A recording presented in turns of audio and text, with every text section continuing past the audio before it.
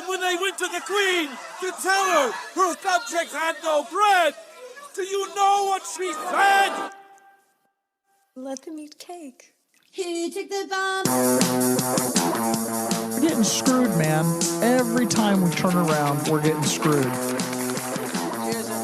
Oh, the revolution's going to be through podcasting for sure. That's the only way we talk. It's the little guys that take the brunt of everything. It's got to stop. Peasants, man. We're just peasants. Every one of us. You watch those old movies, you see the peasants in the background with the kings and queens walking around. We're those people. We're those people.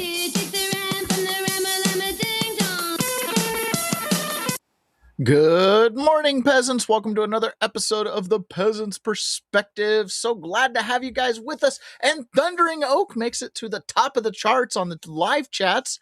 Good morning. Glad you made it. I am again broadcasting from the home office. It doesn't look like Ron's going to join us. Maybe he will, maybe he won't. He's got technical difficulties. He's out on the road. Pony Boy, good morning. I'm so glad you made it. I could drive into the office, but then this technical setup's different and it's like a whole thing. And I'm like, I'll just broadcast from home. However, I did order some different lights for in here. So tomorrow when you tune in, there's going to be like, lights. This is going to feel more like a studio instead of just my home office.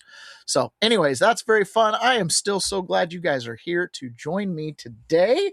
And it looks like, our viewership's pretty good. I only ever look at unique views on Rumble. It's the only place I care, but I really appreciate everybody tuning in, especially all of you who tune in later in the day, but you can still enjoy the simultaneous sip with us. And I know that's why you join us. And all you need for that is a cup or a mug or a glass, a tankard, a chalice, a stein, a canteen, jug, or flask, a vessel of any kind. Fill it with your favorite liquid. I like coffee. And join me now for the unparalleled pleasure of the dopamine hit of the day, the thing that makes everything better, the simultaneous sip. And it starts right now. And we're going to listen to Brett Weinstein talk about something very serious that happened years ago that we should all be aware of. Their capture of the regulatory apparatus is an essential feature of what has happened. But it's not the limit of it. Something detests our freedom and is targeting it systematically. It is habituating us to having our rights turned into privileges. Those two things don't feel very different. If nobody says you can't do that anymore, you still feel like you have a right. But, for example, the NDAA of 2012 contained two provisions that said, until the end of hostilities in the global war on terror, we can pull you off any street in the world. We don't have to admit that we have you. You don't have the right to see a lawyer, to see the evidence against you, to confront witnesses against you. All that has to happen is the executive, the president, needs to decide that you're a terrorist or a supporter of them. So, just some kind of danger. Right.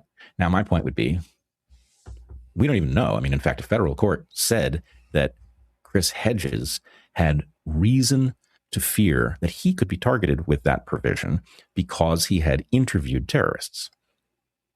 So the federal court actually ruled that. But it was also in the course of that ruling decided that we didn't know whether this provision had ever been exercised against anybody, because how would we know? Yeah. Just somebody's missing. Well, lots of people are missing. We don't know if any of those are missing because of the provisions of NDAA 2012.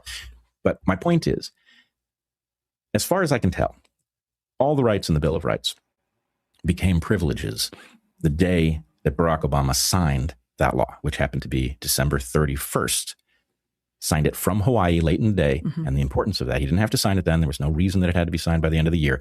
But by signing late in the day on New Year's Eve in Hawaii, the rest of the country was already drunk and it didn't show up in the New York Times the next day. So anyway, point being, you had constitutional rights. The day Barack Obama signed that document, those rights, with the exception of your Third Amendment right not to have soldiers quartered in your house, every other constitutional right you had got demoted to a privilege. And on January 1st, it felt the same. So the point is, it's a very subtle process by which things as hard won as our top 10 enumerated rights, those things can be demoted without you even noticing, even though a tremendous amount of blood was spilled just to attain those rights in the first place. This is why I say we live in a post-constitutional order. That's one thing. I don't know if you know, but also in that same NDAA, they repealed the Smith-Mundt Act, which had been in place for 70 years, which prohibited the CIA from propagandizing Americans. Yep. Okay. As if they hadn't been doing it before that repeal. I know, but the point is they said this and then they said, but don't worry, we're not setting up a program and we don't have any funding for it. Well, in 2015 and 2016, they set up the program and funded it. 2015 and 2016, they set up the program and funded it. Oh, I know, not the funny giggles that we usually get with the simultaneous sip. Doug Wyatt, good morning. Glad you made it. John Atakis, good morning. Pray the Rosary Daily, good morning. I'm so glad you guys join me every morning for the simultaneous sip and for the show. I really appreciate it. John Atakis, wonderful and not smoky day in Panama City, Florida. Well, I hope you're enjoying it. I'm still wearing a hoodie.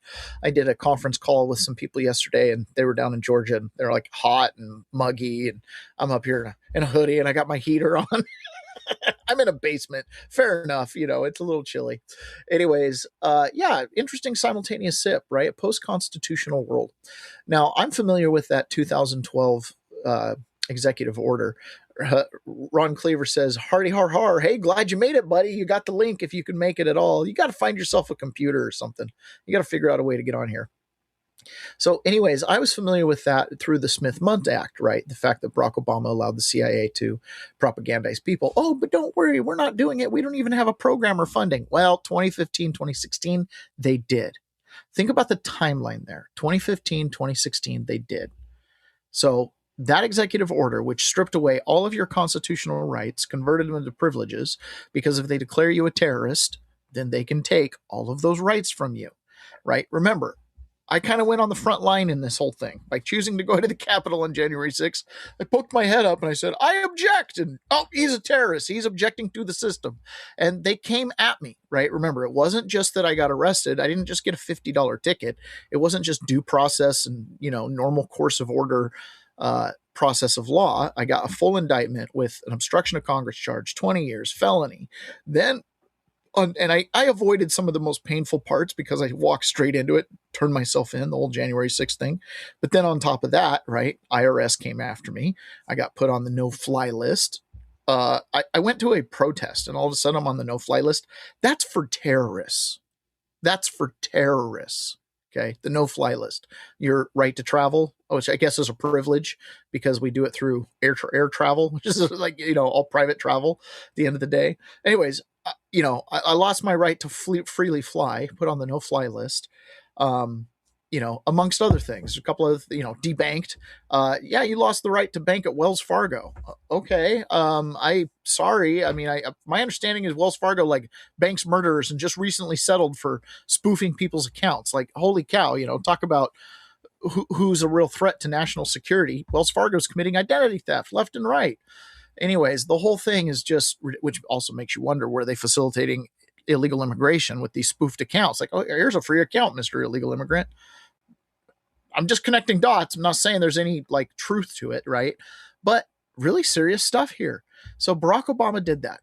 Who was working with Barack Obama vis-a-vis intelligence? Who would care about expanding powers of surveillance because of the justification of terrorism? Well, who was working with him? Well, John Brennan was in the CIA with Barack Obama. They set up the propaganda arm to propagandize the American people in 2015, 2016. Why would you propagandize the American people? To advance some sort of a narrative. Okay. So a lot of this you guys are familiar with. I just want to remind you guys of the story because today Anthony Fauci is taking the hot seat and he's already getting a bunch of stuff going on. In fact, I've got it playing on over here on a different monitor.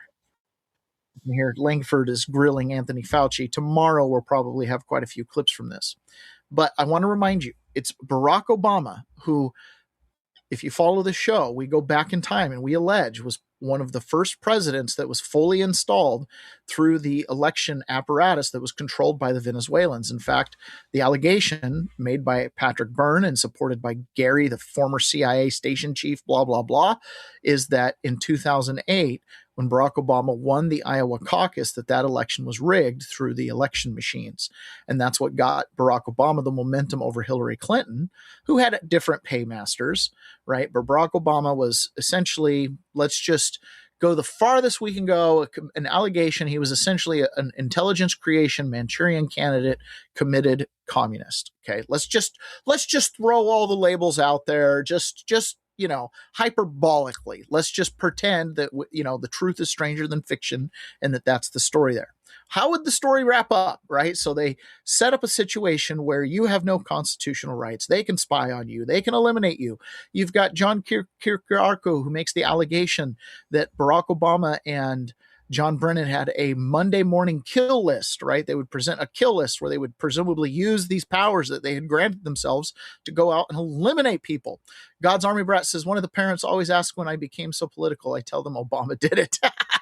We were watching a sitcom yesterday, so I think it's called Last Man Standing or something like that. I can't remember. It's a funny show. It's a family show. And anyways, the father-in-law moves in and his go-to line is, Barack Obama did it. You know, that dang Barack Obama. He blames Barack Obama for everything. Anyways, Barack Obama did it.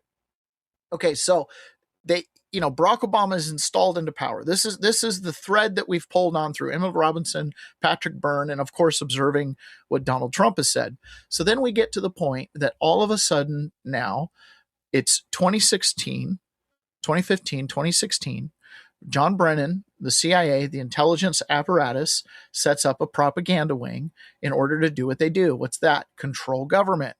Control foreign governments, soft power, hard power, influence of the people, create fictional narratives, overturn elections through influence. And then now all of a sudden you have the power to overturn elections through technology and through legalizing fraud, right? Mail-in ballots, ballot harvesting, techniques like this.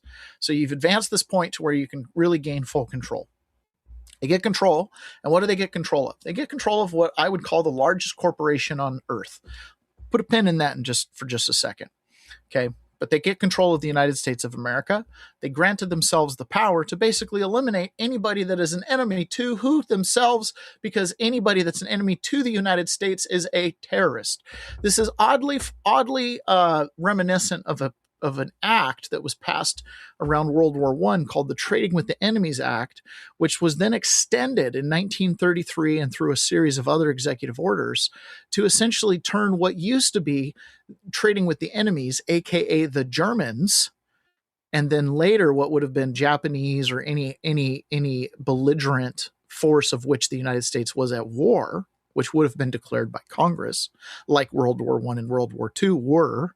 But in 1933, the United States government blamed the bank failures on the bank runs on the people, right? So they declared the people an enemy of the United States of America.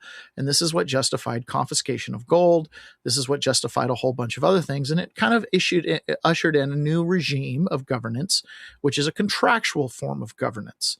You contractually become an ally or a member of the United States of America. We call this citizenship. So this is all a legal construct. Okay. Now, you may not believe it's that way, but that's the way that they execute their laws. How do I know this? I've been through the system. So you're going to have to take my word at it for a little bit. But nonetheless, you fast forward to 2015, 2016. If you've taken over a country, one of the things you need to do is you need to consolidate power. You need to spread your people throughout the government. We have heard this from many pundits. Barack Obama spread his people throughout the federal government. Okay. And they took over little institutions, which had already been captured by corruptocrats. Okay, corruptocrats, people who are just on the dole. We know government corruption exists. It's existed for a long time. There's good people intermixed in government, but there's a lot of corruptocrats.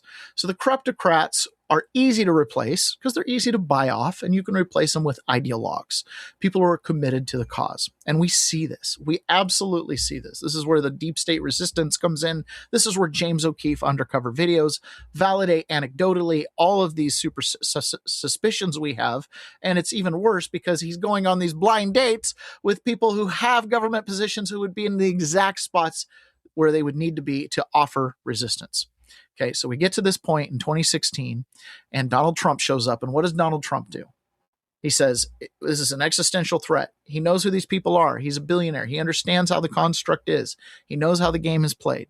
He understands politics. He's been donating to these politicians, playing the game for years and years. He's also gone toe-to-toe to them from time to time. You go look at some of the congressional hearings that he was invited to testify to. Look at him going toe-to-toe with Jerry Nadler. Look at him going toe-to-toe with New York City Council on zoning and permitting and building and things like that, right? So this guy who understands the system, who's one of the quote-unquote elite, right, who shows up in 2016 and he takes the side of the people. And in a dramatic fashion, 2016, he beats Hillary Clinton, who's the heir apparent of Barack Obama, who's been groomed for this position, who's part of the Clinton dynasty, who can finalize the paydays of all the corruptocrats and leave a nice inheritance for the ideologues to take over when she's gone. That's essentially the role she's going to fulfill. And what happens is Donald Trump wins. Barack Obama is still in power. On January 5th, 2017, Barack Obama meets with his upper staff, the FBI director, James Comey. He meets with John Brennan. I believe James Clapper was there. I believe Susan Rice was there. Okay, there were a whole series of people that were there. And then in that meeting, they agreed to take what was Russia disinformation that was paid for intelligence by the Hillary Clinton campaign. She paid Fusion GPS to drag up information on Donald Trump. They took that Russian disinformation and they decided to turn it from a dirty political op into intelligence, and they fed it into the media. They took those media reports and they fed it back into the courts, and they got warrants, and they started to spy on Donald Trump in order to remove him as president and reinstall themselves as rulers of the United States of America, which again is essentially the largest corporation on earth. How do we know this? Well, President Trump has been exposing this bit by bit, right? Let's see, in April of this year, he shared this video on his Truth Social. It's worth taking a reminder tour to. Donald Trump posted this, and this is where we're at.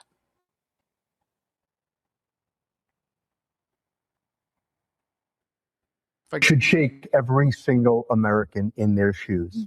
I hate to say this, but President Barack Obama, there is now incontrovertible evidence that he was the spearhead of a seditious conspiracy to subvert the will of the American people and overthrow the United States government back in 2016. We absolutely must hold every one of these criminals accountable for the crimes that they committed. They are the most heinous crimes committed in American history. James Comey, John Brennan, Clapper, Rice, Biden was in the meeting in July 28th in the Oval Office. They briefed Barack Obama on Hillary Clinton's plan to, quote, tie Trump to Russia collusion lies. It consumed our national discourse for 5 years. It undermined a sitting duly elected president. It sabotaged administration. It framed a three-star general. It destroyed and ripped this country apart. We had a constitutional crisis, the likes of which I don't think any American can fully comprehend. It is atrocious, and every single one of them must be held accountable. So that's where Donald Trump left us, right? That's where Donald Trump left us in April. Donald Trump, we have all this information that's come out. Donald Trump has led a seditious conspiracy against the United States of America. And he's been aided by foreign allies, as we've demonstrated through other people's words and evidence that they've presented on their videos and interviews and things like that over time, right? And he was aided by foreign powers. And it created this constitutional crisis that in large is happening behind the scenes.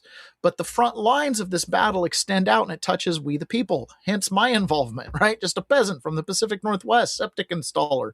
So no matter what you think of me, at the end of the day, I'm just a dude like you trying to make my way in life, right? Popped my head up, showed up at a rally on January 6th, boom, boom, boom. Next thing you know, I'm in the crosshairs of this machine, right? And this machine being led by Barack Obama and the people that surrounded him. And what is this machine, right? What is government? Ultimately, what is it that they took over? I want to show this to people. I want people to understand that when I talk about these principles about government being a corporation and a business and all this kind of stuff, this is where they derive their authority and their powers. This is how they compel things. And when we start talking here in a couple minutes about Anthony Fauci, right? When we start talking about Anthony Fauci, he's utilizing the mechanisms of the corporation to influence the day-to-day happenings of your life. So here is Elon Musk just simply explaining to an interviewer, what is government? Okay. This is really good because at the end of the day, government, it's just a big business. Government is a corporation in the limit. So it is the most corporate thing. It is maximum corporation, but it's also monopoly, and also is the only one that's allowed legally to do violence. So why would you want to give a corporation with no competition that can't even really go bankrupt more money? What do you think the role of government should be? I think the role of government should be that of like a referee, and but not a player on the field.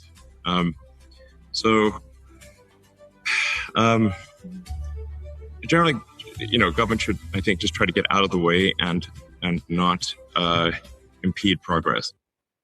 Right. That makes sense to us. Government should try to just get out of the way and not impede progress. But it's ultimately a corporation, right? It's ultimately a corporation. And that changes everything, right? Government has ownership and stake in things. And we see Donald Trump doing this. And whether it's good or bad, that's up for debate. But it's not up for debate that the government acts and is essentially just the largest corporation. So when Donald Trump came in 2016, right, and he stole this back from them on behalf of the people, it doesn't mean he's perfect. He's still a politician. This is still, there's still corruptocrats everywhere, and he needs help from people in low places. Okay. Like, this is not some type of, he's a savior. No. If anything, he's simply more one of us. Okay. Like, yes, he's a billionaire. He's an elite, but he also actually owns real estate. He actually employs doormen and, valets and desk workers and service workers and bartenders and waiters and, caddies and construction workers. Like, he understands the people and like the how the macro economy ties into the micro economy. This is a guy who, has been around a little while. He's kind of a kid from Queens, that's who he is.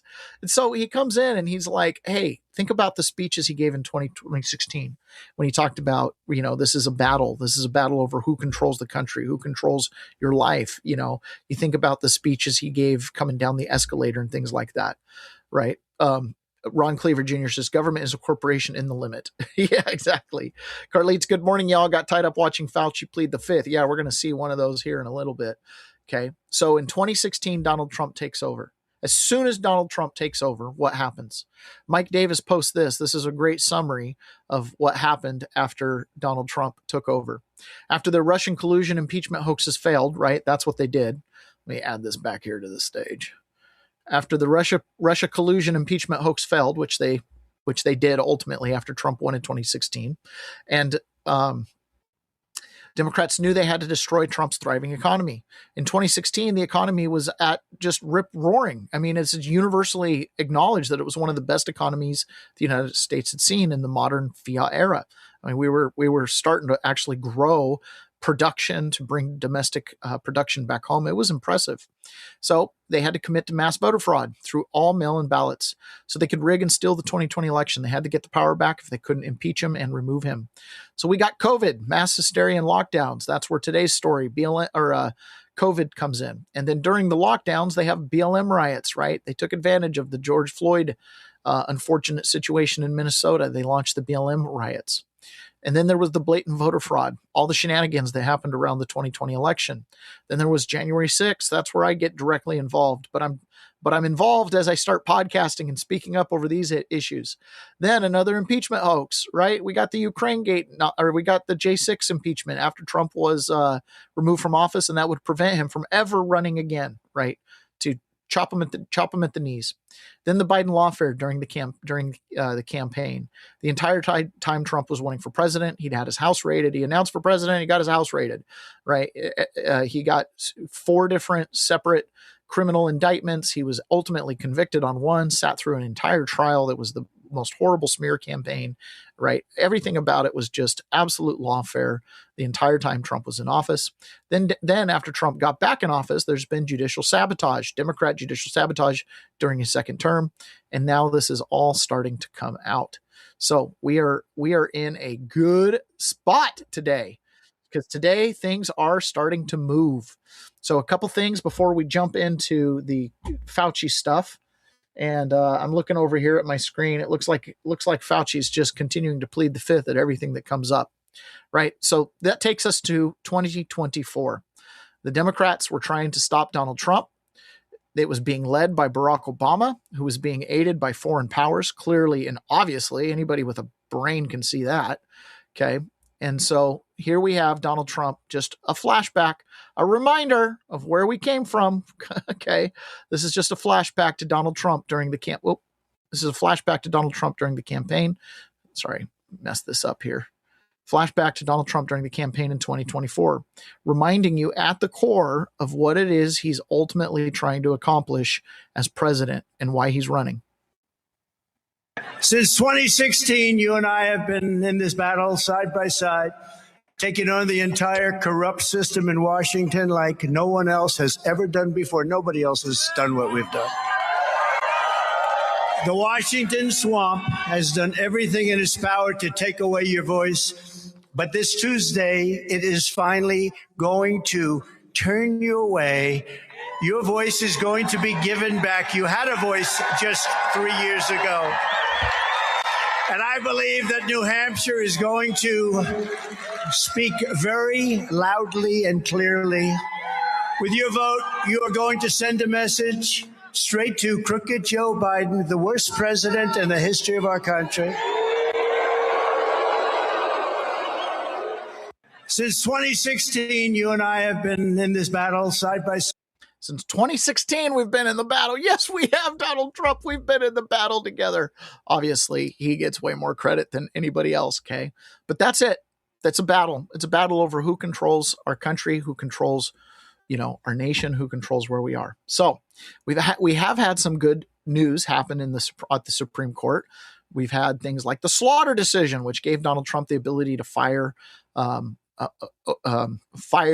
any federal worker in any position for any reason, right? He's the ultimate executive there. And so one of the things that's happened with Tulsi Gabbard, she obviously went into ODNI, Office of Director of National Intelligence, where she sits on top of the 27 agencies that all have intelligence credentials. And she's supposed to be the center point, the consolidation of all that information before it goes on to the president. So she's like kind of sits in between, the CIA director and the director of military intelligence and all these other people. She sits in between them and the president. And so during that time, she went in, she, uncovered a lot of things. She showed up down in Georgia collecting the ballots, all the things that she did. Unfortunately, her husband's very, very ill, so she needed to resign.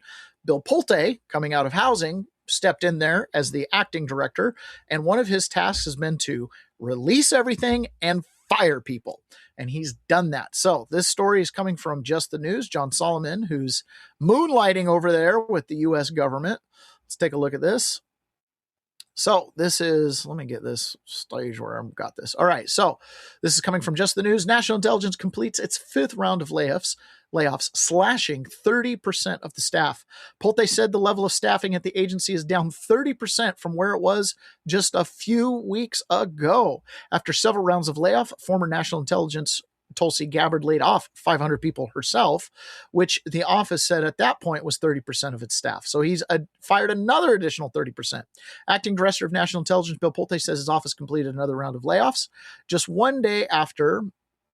Let's get rid of all this nonsense here. Got ads popping up every day. Just one day after the previous round was executed, he said the latest round was the final round of terminations planned for the agency at the level staffing down. What is this thing? How do I get rid of this ad? This ad is like right smack in the middle of my text here. What is it? Exclusive footage. They tried to hide. I don't give a crap. Okay. There, it went away on its own. The intelligence community. The intelligence community must protect people and not political whims of the bloated and corrupt elite class, Pulte said on X.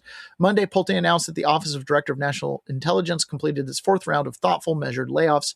Not clear exactly how many people have been laid off during these rounds. Pulte took over from former DNI Gabbard. Gabbard said she had laid off 500 people, which a fact sheet from ODNI at the agency stated was approximately 30% of the agency's workforce at that time. So Bill Pulte came in, and who did he wipe out? Probably a lot of these apparatchiks and ideologues that got left behind and embedded by Barack Obama. Probably people that were involved in covering up everything from the people that were involved in covering everything up, from China's involvement in the rigged elections, to people that were involved in COVID, to people that were involved in everything, right? Everybody could have been potentially on the chopping block. And additionally from that, the Supreme Court weighed in yesterday on a injunction that a California San Francisco judge had put on Trump's ability to fire everybody. So again, the Supreme Court affirmed that Donald Trump could fire anybody you want. This is Rick Davis and Steve Bannon talking about what Trump should do. And I think this is coming. I think this is campaign promises, right?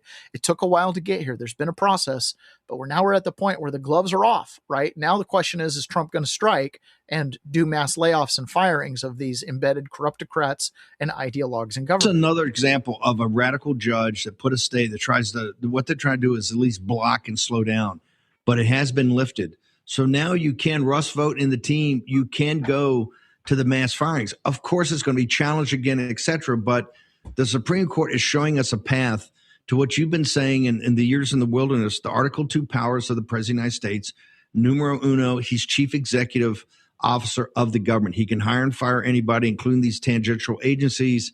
He can, the appropriations bill is a floor, not a ceiling. He's got the authority to do this. The courts are backing us up. Isn't it now more than ever to let's drop the hammer, do some mass firings and have them bring it, baby. You want to get people jacked up? Have a mass layoff of the federal government and let them go back to court. Okay. Let them go back to court. Let's just do it. Let's just do it. Let's just fire everybody. I get that pause. Let's just fire everybody. And it's right. He has the chance. He has the chance to do it. Totally. Okay. Let's go to the chats here. Let's see. God's Army. I already said you're late, got up watching Fauci plead the fifth on every question. Carlitz also said he's Donald from the block. Yeah, that's right. That's who Donald Trump is. Thundering Oat says, wait, I thought Fauci couldn't plead the fifth because he was pardoned. Is that false? And John Ateca says, why plead the fifth? I thought he has a presidential pardon. Yeah, same that at Thundering Oak said. The question about the pardon. I am going to address this. I'm going to address this very specifically. In fact, this will be a great lesson for all the peasants about your self-evident unalienable rights and the presumption, the premise that your Fifth Amendment can ever be waived and that you don't have that right, how that is a false premise. So I'm going to explain that when I show a clip on Anthony Fauci pleading the fifth. So just hang on with me for a second here. It's going to make sense when I get to it, and I'll answer that question in great detail. Okay. So, but I did want to, say that we're right there now at our Anthony Fauci stuff. Okay. So Anthony Fauci got called to Capitol Hill today. And while he's on Capitol Hill, he's going to have to answer a lot of questions. And there's been quite a bit that has happened over the last little bit that's come out about Anthony Fauci. So we're going to take a little, let's see here. Hold on. I want to make sure I got this all in order. I'm missing something. Okay. So we're going to take a little walk here. We're going to talk about Anthony Fauci. So this was Donald Trump this morning as Anthony's getting called to Congress. Donald Trump called in to Fox and Friends, and he posted a tweet or a Truth Social that says this. You guys can barely read it there. I can read it for you. It says, many more people died of COVID under Biden administration than under the Trump administration. Always the cop-out. Operation Warp Speed was a spectacular success. If you think the vaccines were good, I hate it when he touts his Operation Warp Speed success. Yeah, you controlled government and got them to act really quick. It was Warp Speed. And it was probably better than dragging, the development of the vaccine out for 4 years. But nonetheless, say what you want. In fact, many say one of the most successful things ever done by an American president. I overrode Fauci on this. His ideas were crazy. Also, I said from the beginning that the virus came from the Wuhan laboratory in China. Fauci strongly disagreed, always trying to protect China. I inherited Fauci, who was there since the 1980s. And that is true. Trump didn't have anything to do with putting Fauci there. I inherited Fauci, who was there since the 1980s, but with each passing day relied less and less on him. He made too many bad calls, like on masks. Remember at the beginning, he was an anti-masker, and then he switched to a super masker. In any event, I didn't let him shut the country down, although he wanted to. I went the federalist way, which was returning power to the states, and let the governors decide. The Republican governors did a much better job than the Democrats.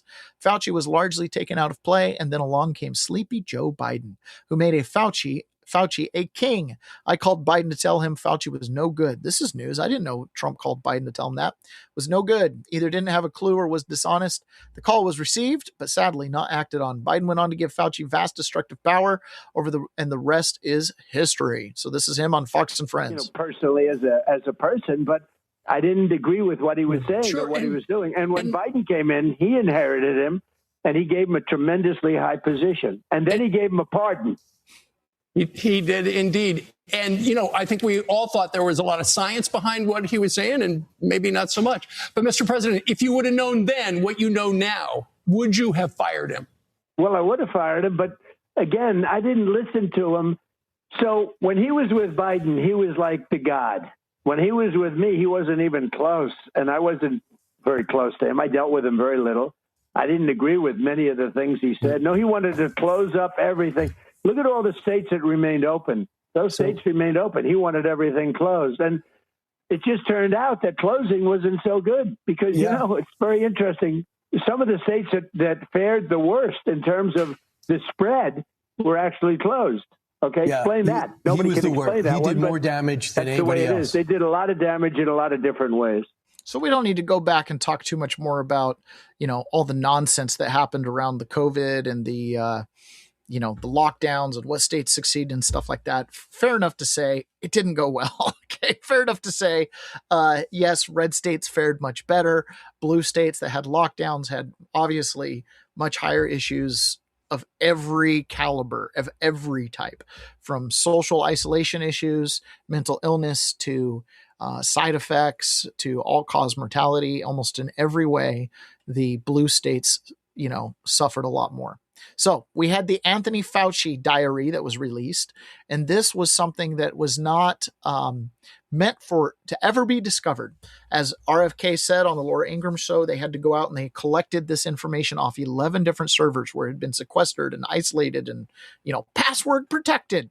They had to go grab all this information and compile it, and it's been called the Fauci Diaries. These are his own entries, emails to himself, diary entries to himself, his personal logs, his memos, stuff like that. Technology is a funny thing, right? It's good to keep records, but these records, document in real time, sometimes your intent, your thoughts, and, you write a lot of stuff. And so a lot can be said by the things you write. So what I'm going to play you now is a little quick AI video. It's very fun, but what it is it's actual diary entries that these are Anthony Fauci's actual words with a couple news inserts from here or there. Those are obvious. These are Anthony Fauci's actual words, what he wrote in his own words in real time, while on TV, he was telling us completely fabricated things, false things. In private, he was writing other things, and he was completely self-obsessed.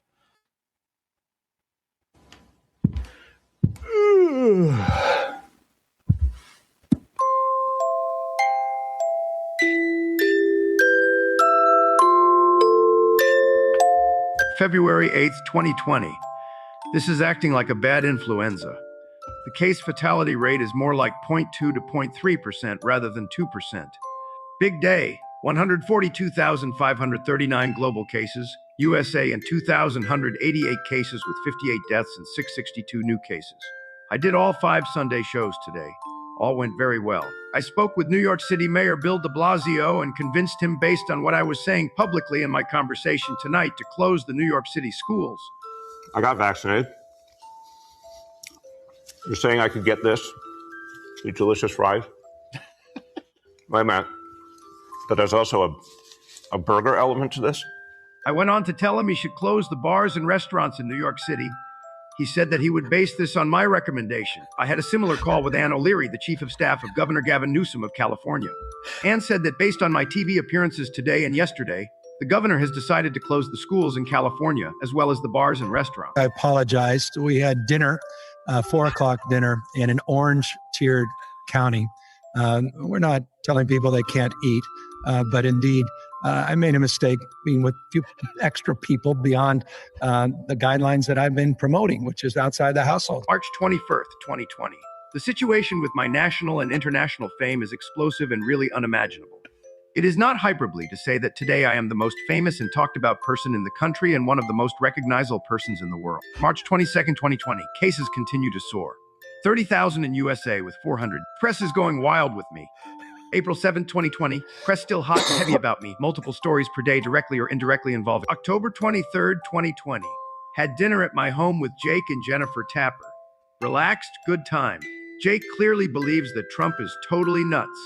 November 26, 2020. Thanksgiving. Went on walk and was mobbed by well-wishers who wanted photos with me. February 8, 2021. Important point is that the vaccines are protecting against severe disease. Kate McKellen played me again on Saturday Night Live. November 5th, 2020. Got call from Ron Klain.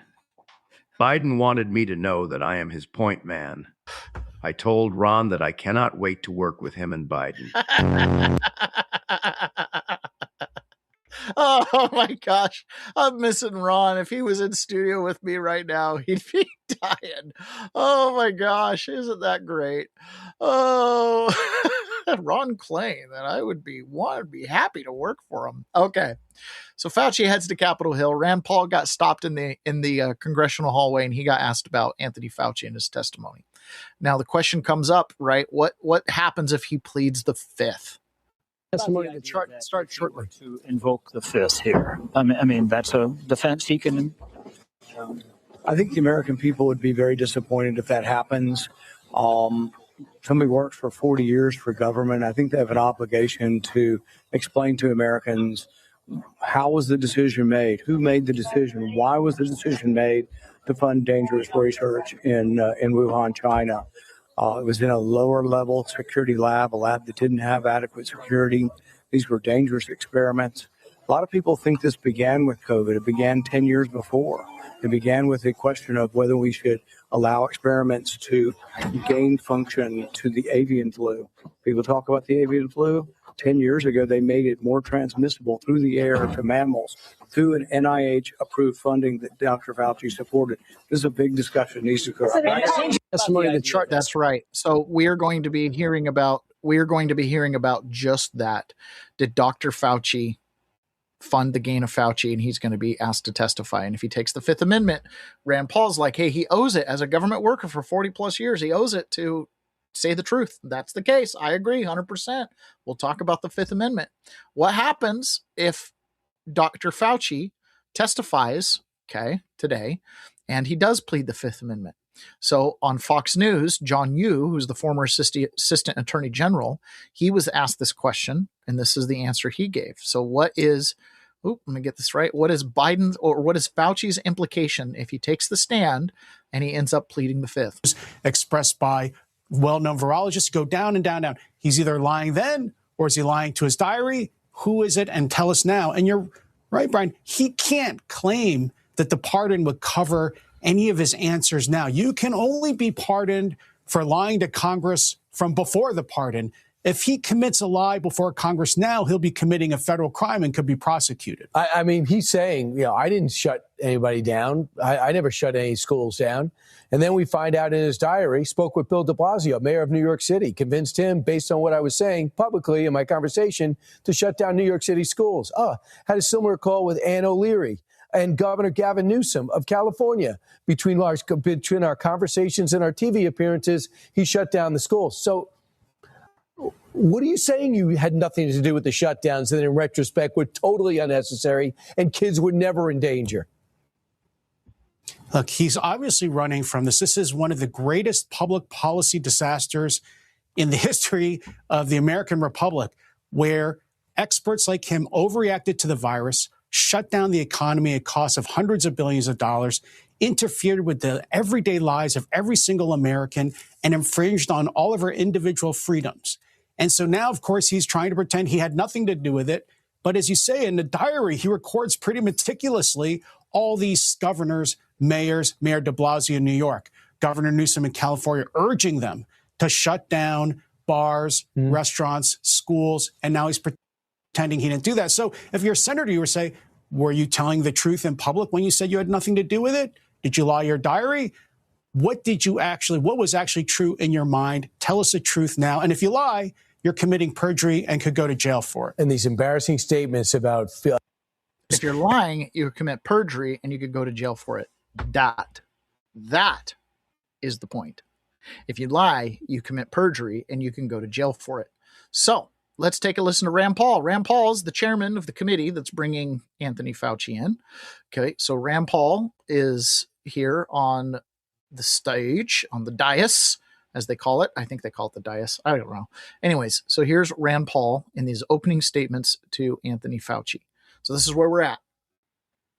Barack Obama comes in, a Manchurian candidate of sorts. He's an intelligence creation. Who knows if he ever went to Columbia or any of the schools he claims to have gone to, right? Go see Wayne Dyer about that. So Barack Obama comes in. There's foreign help. We believe in 2008, based on Patrick Byrne, that Barack Obama won the Iowa caucus based on election rigging that was based through the technology, through the election voting machines run out of Venezuela. He went on to gain momentum, ended up beating Hillary Clinton, took the presidency. Fast forward 2012, after Obamacare and all the nonsense that happened during Barack Obama's administration, right? Self-evident, it was Barack Obama's fault. After all that, in 2012, they signed the National Defense Authorization Act, which essentially stripped away all your constitutional rights. Brett Weinstein said not the Third Amendment. I'd say your phone is a spy phone. That's the Third Amendment. That's an intelligence agent quartered in your pocket. Okay, so either way, they've got all this power. Then 2015, Donald Trump starts the run for president. 2016, they coordinate propaganda against the people. They coordinate a rigging of the election. Something happens in 2016. We believe that the machine hack didn't happen as it was supposed to, and or Donald Trump overwhelmed in the 2016 win. He ends up winning. He comes into government. He's immediately obstructed. Russia investigates. DOJ just said all that. COVID happens. 2020. Trump beats his impeachment. Trump comes out, everything's great, economy's rip-roaring, boom, COVID, whole pandemic plays out, BLM riots, lockdowns, suspension of constitutions, mass mail-in ballots, 80 million votes for Joe Biden. Joe Biden's in. Joe Biden was in the room with Barack Obama when they decided to target Trump and essentially win at all costs and take back power over the United States, the largest corporation. And here comes Anthony Fauci, who, based on his journal entries, was not part of this deep state coup. He wasn't like, I want to help China take over America. I don't know that he ever got the briefing. I don't know if he was invited to the all naked Illuminati meetings or the Bohemian Grove, all male shindigs. I'm not sure that Anthony Fauci made it to those events. But Anthony Fauci, at a minimum, casting a cloak of charity, in his own words, was obsessed with the fame that he was receiving. He thought himself a god. He thought himself a famous person. He saw himself doing interviews with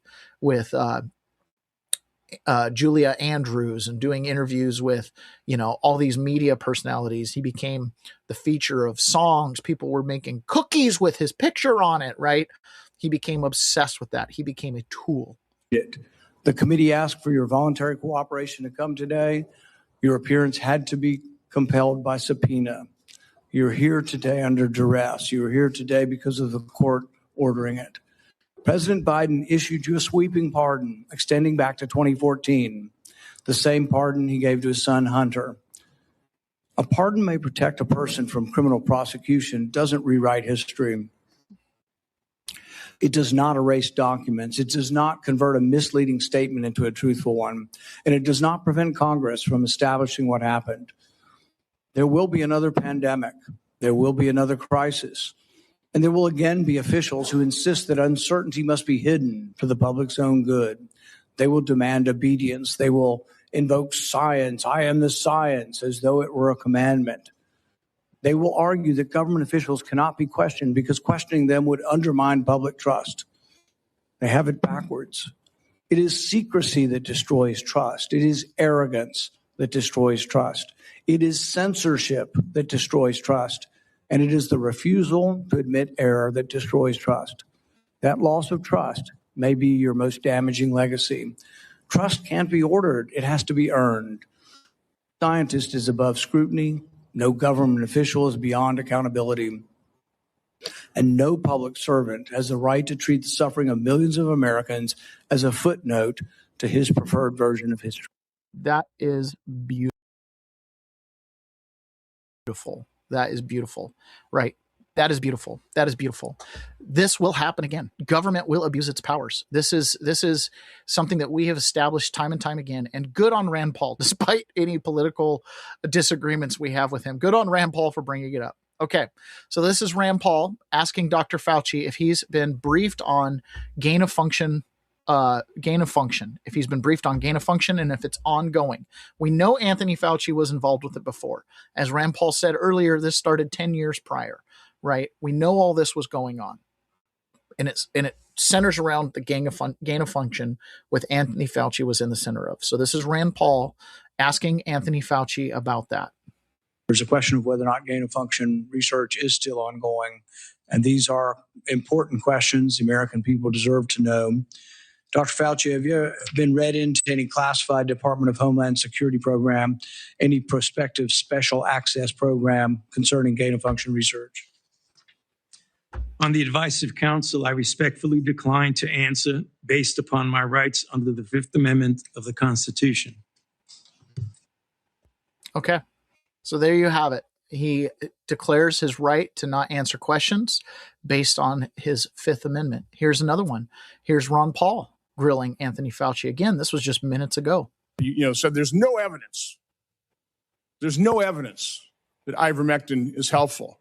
On that exact same day, and I've got the studies right here. There was a website that was tracking the random controlled studies. Here they are, showing 60, 70% efficacy of ivermectin. The same day you say there's no evidence, there was all kinds of evidence. Loved ones had to go to hospitals, had to sue hospitals. Just, would you try it? So I would want to know, to what extent were you involved in sabotaging hydroxychloroquine, ivermectin, and did you do that because you knew the only way you get emergency use authorization for these drugs, these experimental gene therapy, was if there was no effective treatment, you couldn't get the emergency use authorization. So is that why you helped sabotage these cheap generic drugs in favor of remdesivir, which, by the way, nurses, are you aware of the fact that nurses called it run, death is near? On the advice of counsel, I respectfully decline to answer based upon my rights under the Fifth Amendment. There it is again. But I thought he didn't have a right to the Fifth Amendment. I thought it was privileged.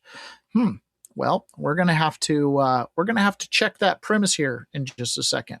So here's the deal. The way the Fifth Amendment works, and this is really important to understand. This is listed amongst many self-evident, unalienable rights. What that means is it is a right that cannot be taken from you. And it's self-evident because it's self-expressed. Nobody can do anything about it. And what it's rooted in, your right to not self-incriminate yourself. It's rooted in a maxim of law that says no man should be compelled to testify against his own baseness or his own wickedness, which is another way to say you're not obligated to say anything negative about yourself. And this is rooted in the fact that you're not obligated to say anything. Okay. The right to control the words that are coming out of your mouth is a human right. It is self-evident. It is unalienable in the fact that you can tell me what to say and I can choose to say it or not. And I can express that right all the way to the point of completely remaining silent. So what the Fifth Amendment does is it says that you can't testify against yourself because if you do, your words can be used against you. So in a situation like this, previous to these events, obviously Fauci lied. He lied to the people on TV and he lied to Congress. Lying to Congress is a crime. He was then pardoned of all of his crimes. Okay, so they can't convict him of that. So if he admits to lying, he just admits to it and he can't be prosecuted for admitting to lying because of the pardon. So the idea that, okay, well, you don't have a Fifth Amendment, then you have to say the truth. You don't have to say your name. That's the point. The Fifth Amendment is self-enforced. It is not a right granted by government. This is not the Inquisition. They can try to torture it out of you. You can still choose to say what you want to say or not. You can choose to lie. If they want you to say something, you can choose to say it. Okay. Fifth Amendment. Okay. If I want to testify against myself, I can. If I don't want to, I don't have to speak.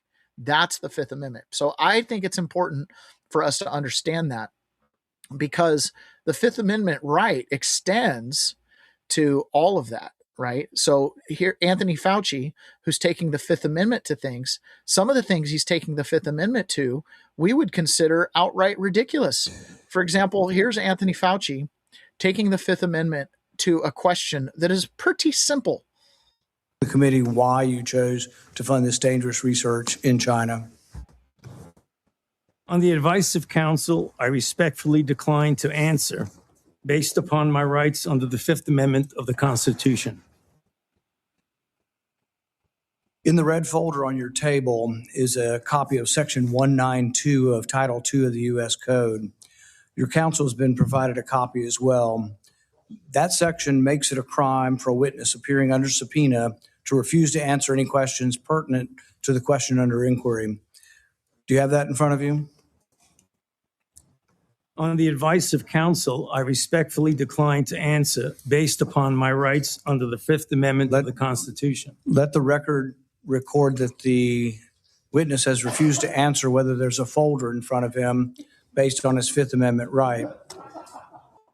It is true that let the record reflect that the witness has chosen to refuse to testify if there's a folder placed in front of him or not.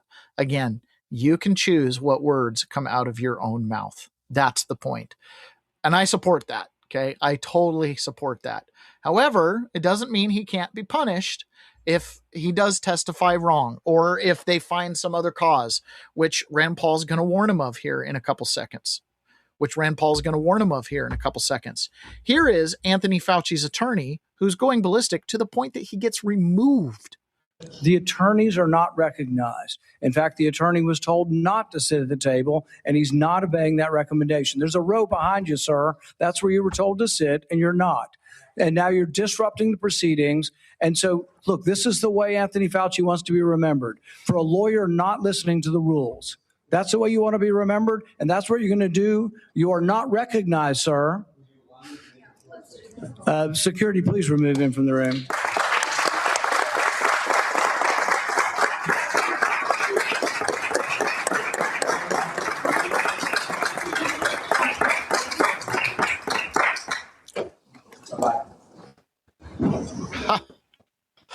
He had to have his attorneys removed from the room. Wow. So he gets removed.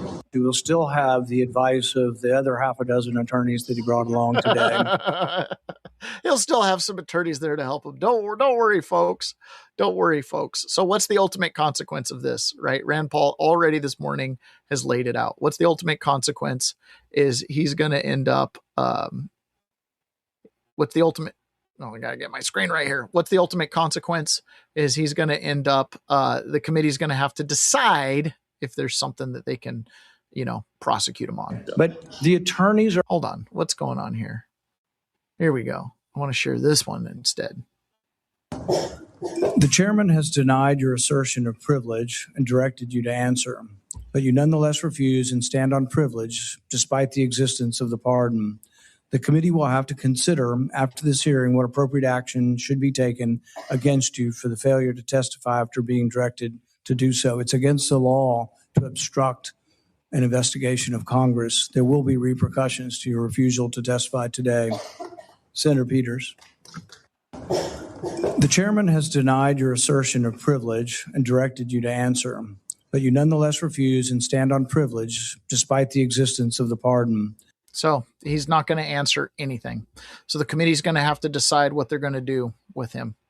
Ron says, thanks to Rand Paul, right? All this is being brought out. And Ron says, shame, shame, shame. Yes, exactly. Oh, so it's going to be very interesting. I'm looking here. I'll share this with you guys.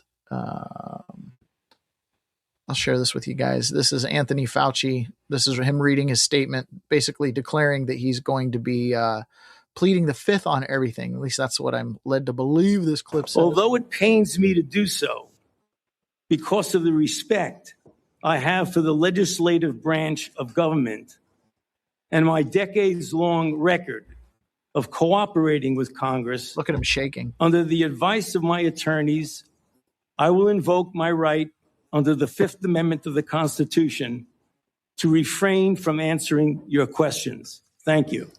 So he's just not going to answer questions. So we'll see. We'll see what cojones Rand Paul has, if he's going to make any kind of referrals or anything like that. So there's a couple other clips that are out there. Rand Paul kind of excoriating Anthony Fauci. This is significant, you guys. It's a domino effect, right?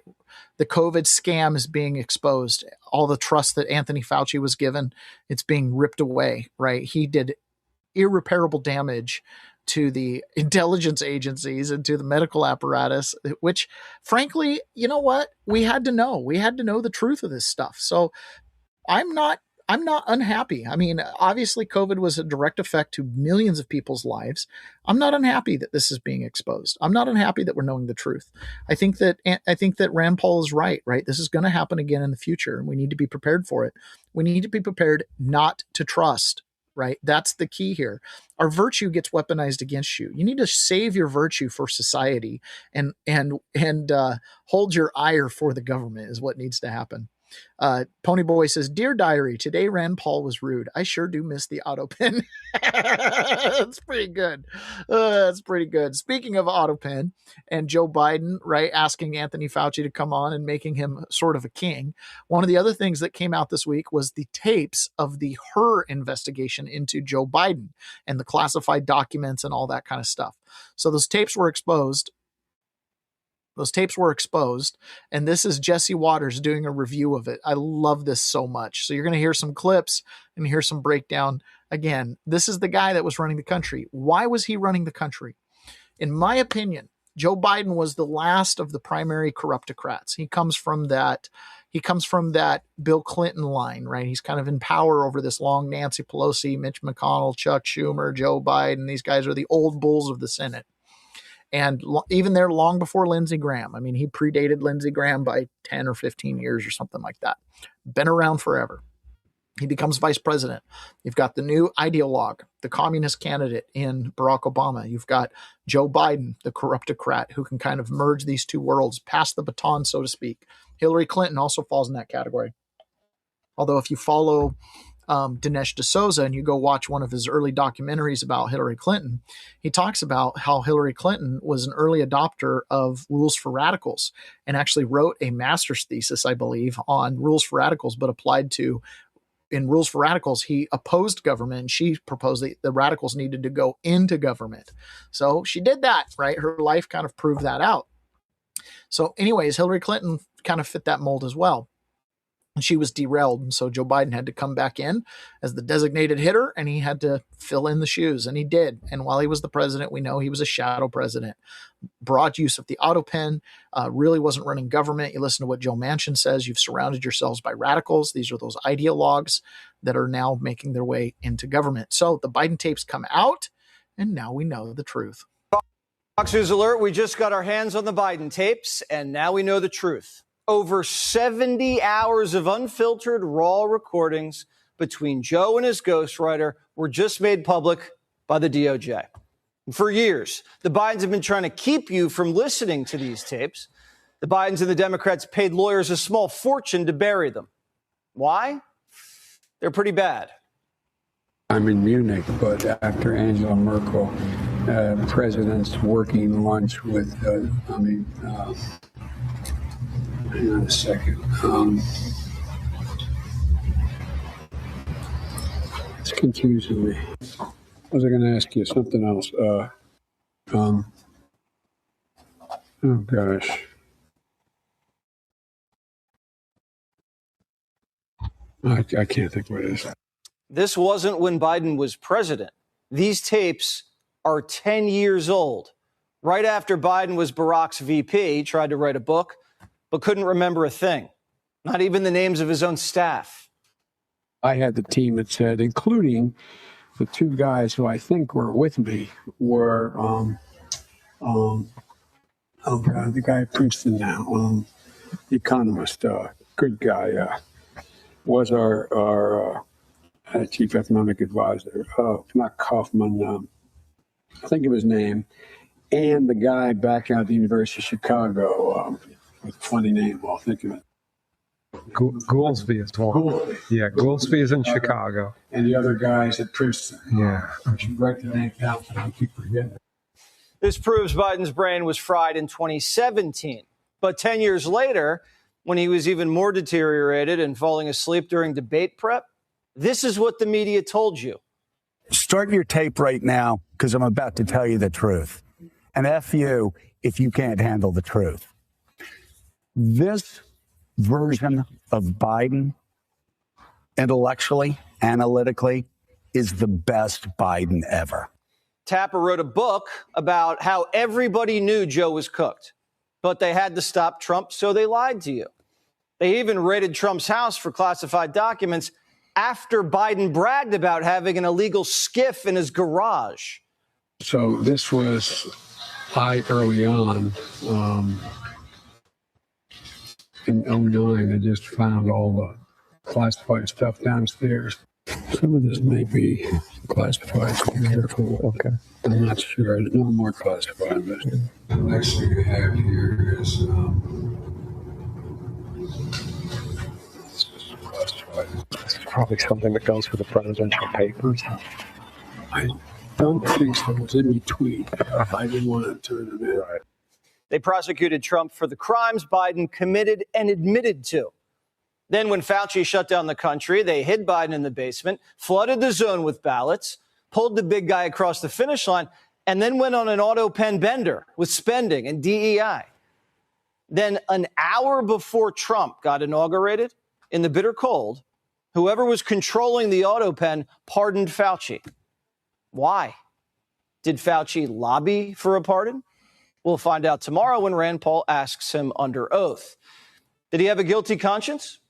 Well, he did fund gain-of-function research at a sloppy lab where a virus escaped and left 1 million Americans dead.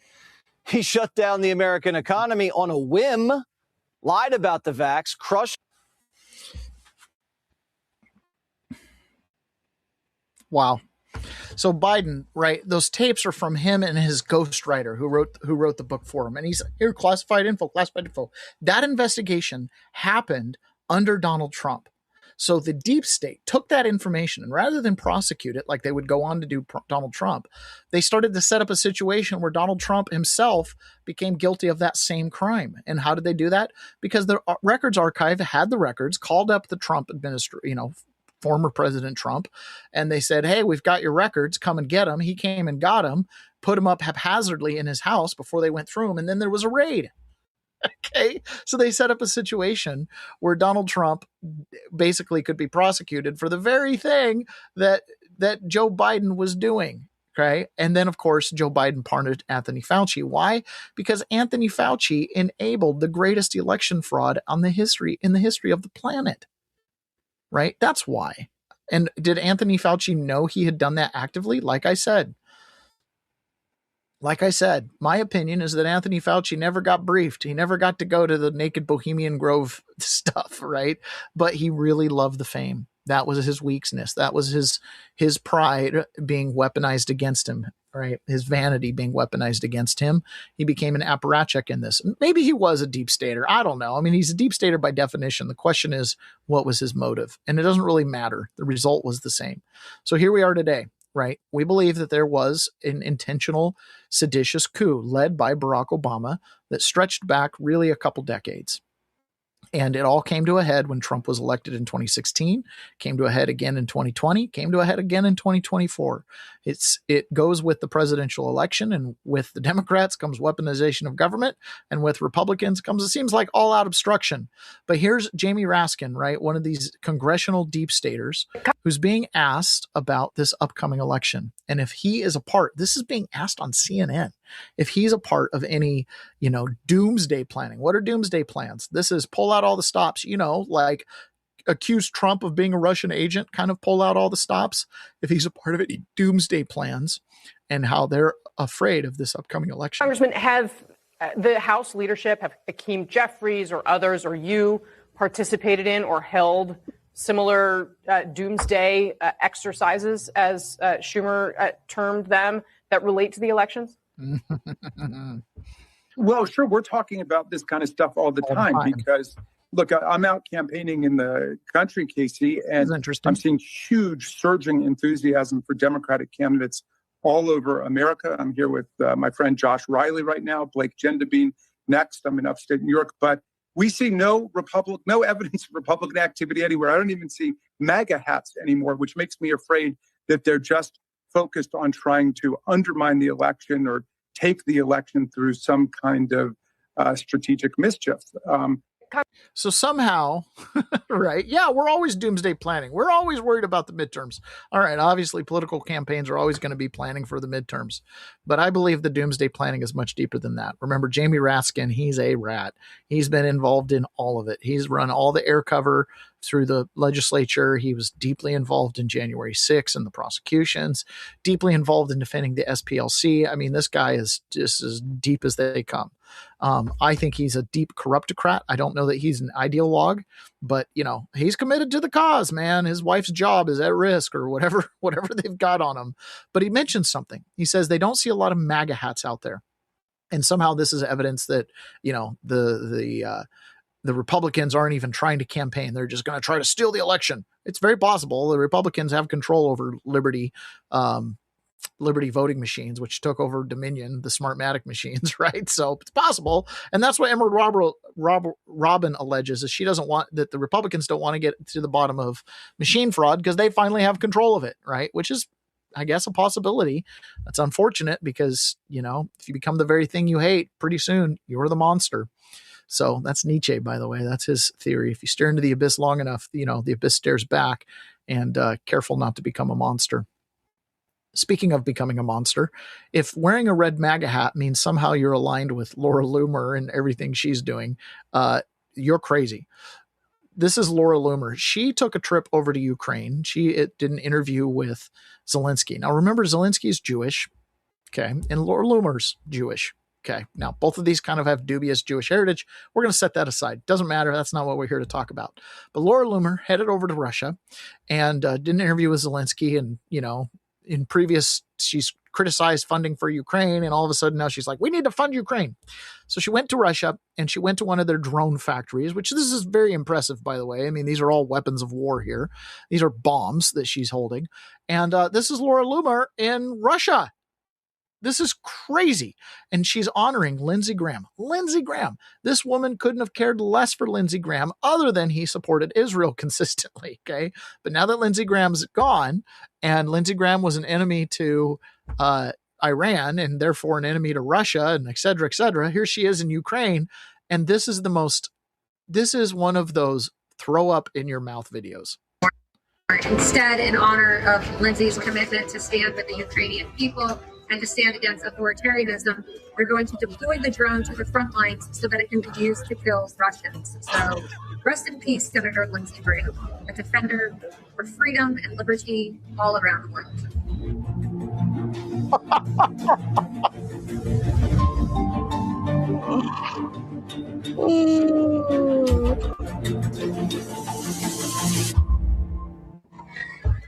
If I die or when I die, please do not kill people in memory of me. Okay. The best revenge is a life well lived. Go live a good life. Don't go kill other people because in my honor. That right there is one of the, like, if wearing a red MAGA hat, means I'm with her. No, not 100%. Okay. I mean, I'm mature enough, and I hope all of you guys are mature enough that you can, it's a big tent coalition. There's going to be people in there you don't agree with on everything, but you're going to get more than what you get if you're outside the tent. I get that, right? That's politics. That's coalition building. But holy smokes, man, holy smokes. She takes this trip to Ukraine, and it reminds me of what she accuses people like Tucker Carlson of. You took a trip to Qatar, and you're on their payroll, and now all of a sudden, you're a shill for Islamic interests, and you didn't used to be like that. That's how I feel about Laura Loomer. Like, how much do you want to bet Laura Loomer got paid? This trip was paid for. She's wined and dined. She's probably getting, some compensation for doing that stuff. Wouldn't surprise me at all. Wouldn't surprise me at all, because Laura Loomer is suddenly in the same camp with one of my favorite politicians. He's not my favorite politician. Mike Pence. So here's Mike Pence outside of or wherever he's at. I don't know. He's somewhere hot. There's crickets in the background, but here he is. And he's also honoring Lindsey Graham's death, because the Senate and the legislature decided to pass, of all the things that they can't get passed, they decided to take up floor time and voting time in order to pass in honor of Lindsey Graham. So because of Lindsey Graham's death, they passed more sanctions against Russia. Talked about his sense of humor, which I feel a lot of people have talked about his wit. I think anybody who knew him knew that he always kind of had a comeback line, if you will. But, what story sticks out to you the most? Oh, there was just an evidence of that. I'll never forget traveling to Iraq. We had to refuel in Ireland. Small airplane, G5. We were rolling down the runway to take off for the rest of our trip, and all of a sudden the plane powered down, taxied to the end of the runway and did a 180-degree turn and started back. And I remember looking at Senator McCain and Senator Graham. We didn't know what had happened, but as they powered up to take off in the opposite direction, Lindsey just smiled and said, "Iraq is that away." And we all burst out laughing. There was a spontaneity about him. Whatever the circumstances, however unpredictable, he always began with a smile, with humor.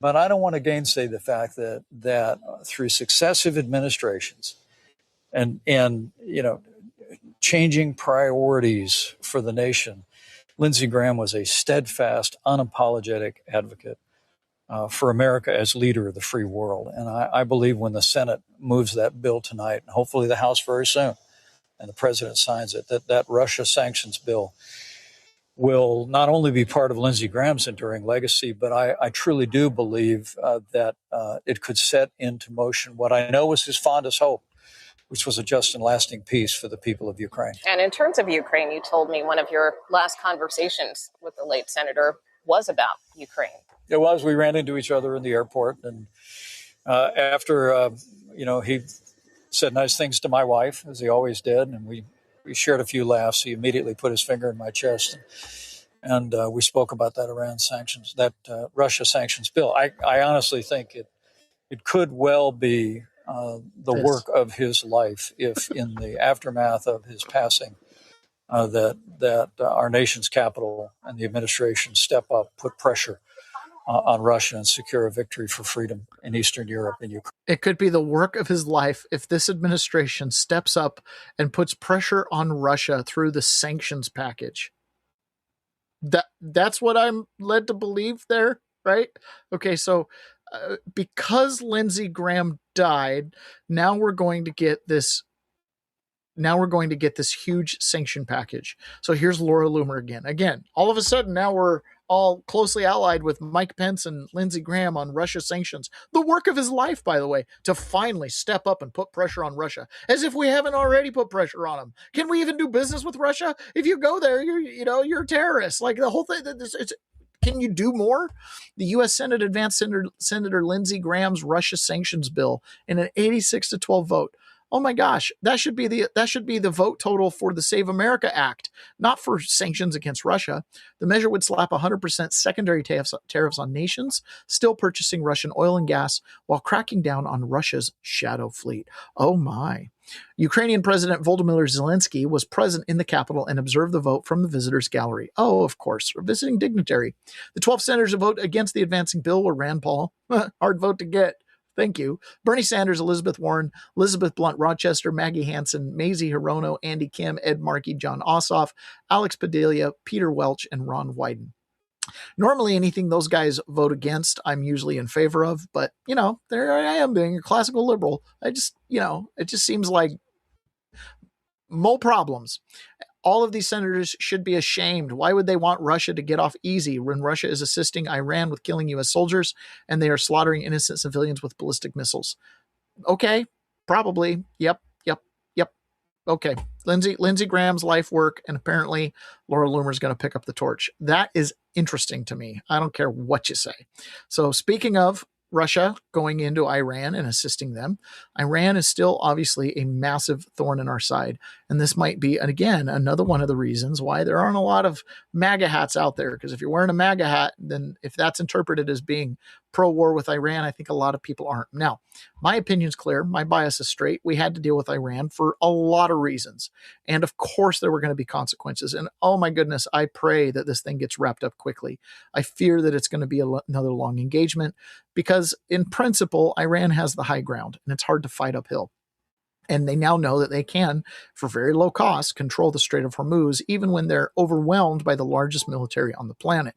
You know, even though we've, quote, opened the strait, it's still been a trickle compared to what the flow should be going through Iran. I'm a little bit disturbed, right? President Trump went and eulogized Lindsey Graham at his funeral, and we saw the video from when Epic Fury broke out, and Lindsey Graham was like, oh, this is great. You know, Donald Trump just really wants to bomb these people and he's tickled pink and, you know, he likes doing it, blah, blah, blah. I don't know how much of that is rhetoric or just, you know, basically an extension of some type of locker room talk. But nonetheless, the situation in Iran is real and it's ongoing. So here's Trey Yanks this morning giving us an update because yesterday, Iran struck military installations. I shouldn't say struck, launched at military installations, and we had to defeat a large onslaught directly onto military installations over there. And so there's going to be consequences for that, and that's where Trey Yanks picks up the story.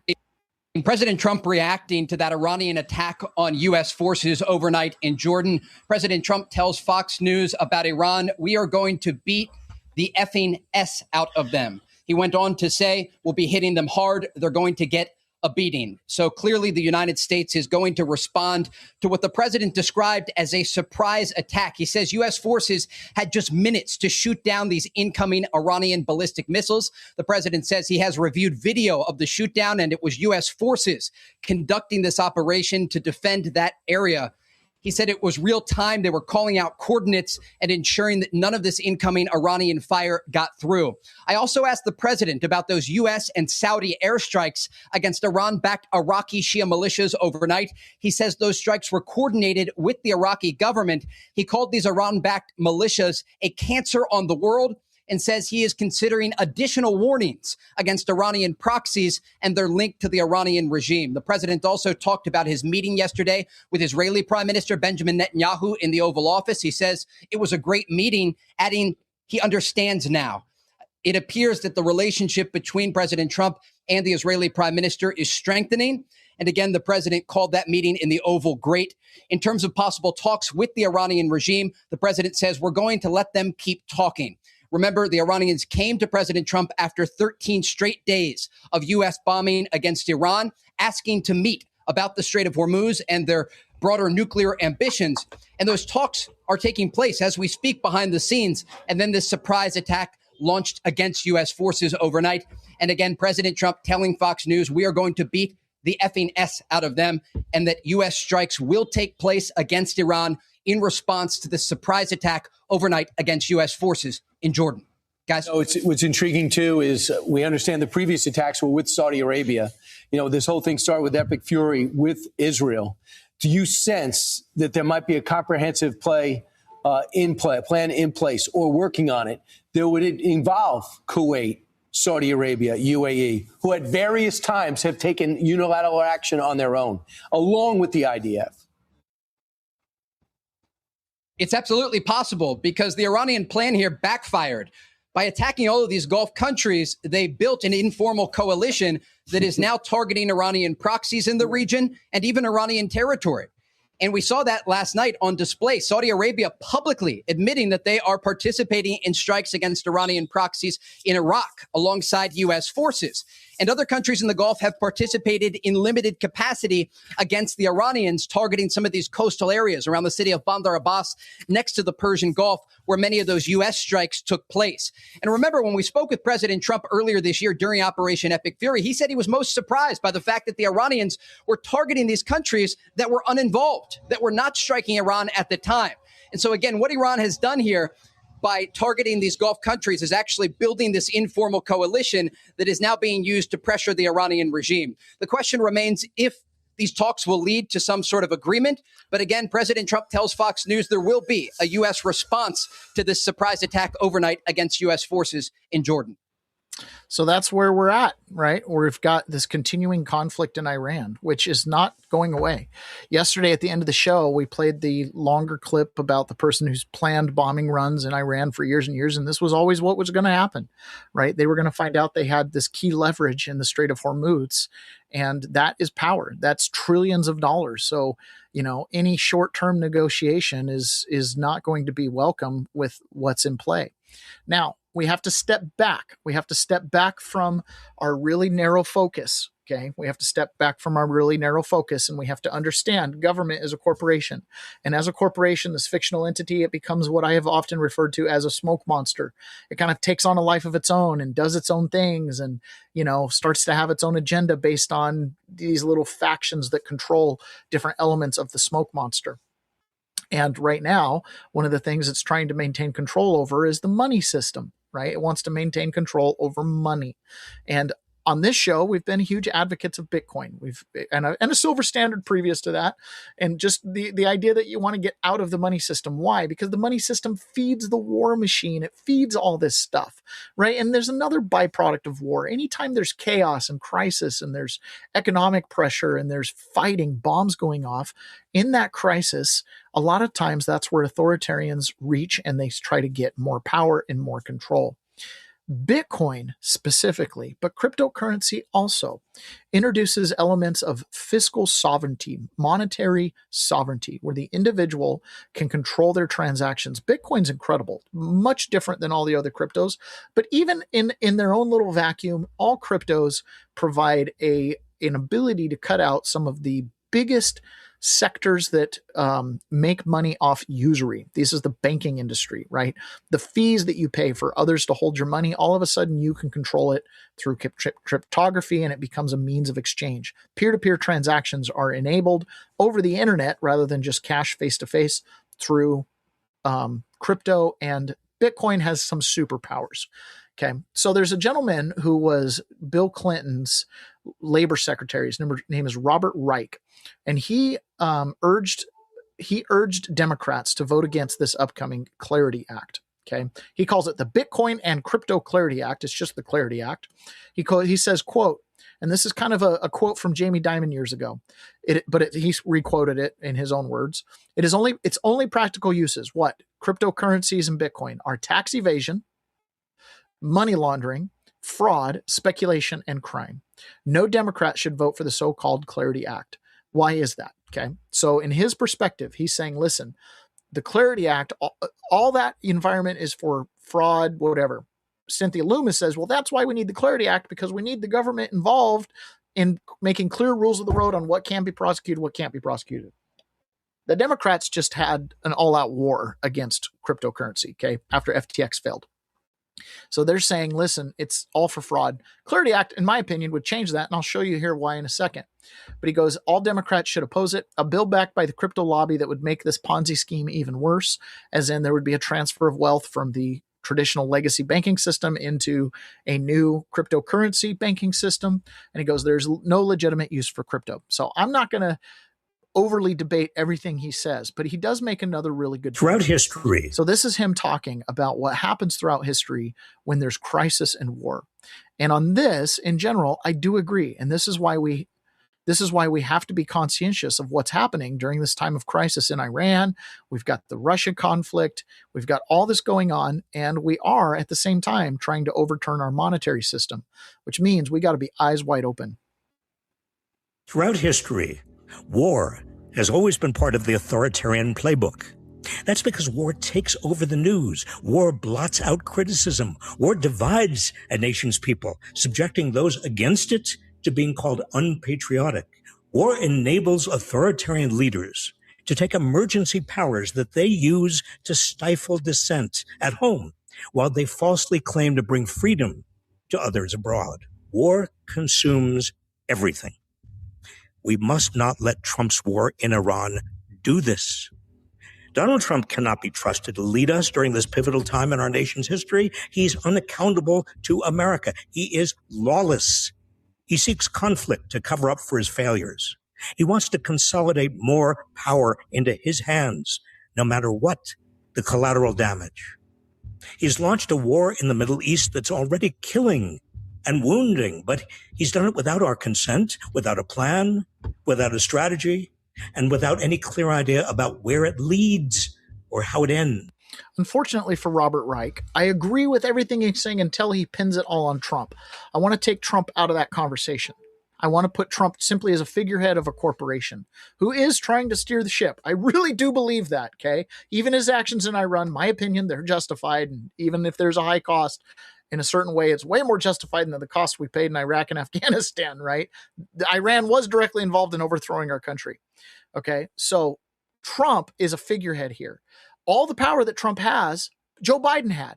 You know, with a couple more things, the Supreme Court said, you can fire people finally. The Democrats just didn't want to fire anybody. Okay. But all those powers were there. The NDAA, the National Defense Authorization Act that Joe Biden signed in 2012, all of a sudden Trump sits at the head of that. So Robert's criticism here isn't fair to go against Trump. I would say all presidents have that power and war eats everything. Okay. So that is the great caution we have to have here. So what is the solution, right? Robert Reich says Bitcoin, oh, this is only for criminals and money laundering and stuff like that. I don't really agree with that at all. In fact, I think Bitcoin is the ultimate solution. So this is Jeff Booth, who's considered, a very intelligent Bitcoiner. And he is talking about the options here, right? Bitcoin is different than any money supply that has ever existed. And it's different than other cryptocurrencies, which follow the same programs and the same ledger, but they're all recreations. Okay. They're all centralized in one form or another. Bitcoin stands alone, it stands sovereign, and it stands totally decentralized. This is always the solution. Yesterday, we talked about open source AI. Open source money is also the solution here. So let's listen to Jeff Booth. Just like what Robert Reich is saying, war eats up everything. And in the fiat system, it feeds the war machine and it needs more war. And in more war, more of your rights get taken as privileges.